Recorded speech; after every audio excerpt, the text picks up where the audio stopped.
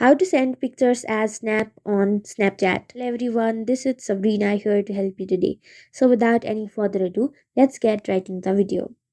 So sending snaps from camera roll as snaps is a process where you will have to use some filters or effects.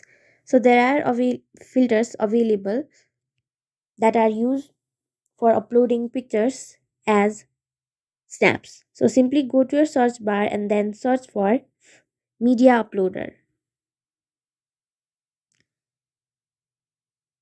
Then different options will appear. Select the one that you find the best.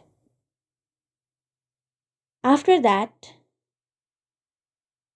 all you have to do is find the images or videos from your gallery, select it, and then send it as snap. So that's how you do it. Thank you for watching this video. Make sure to like, share, and subscribe to our YouTube channel. If you got any questions, comment them down, and I'll catch you in the next one.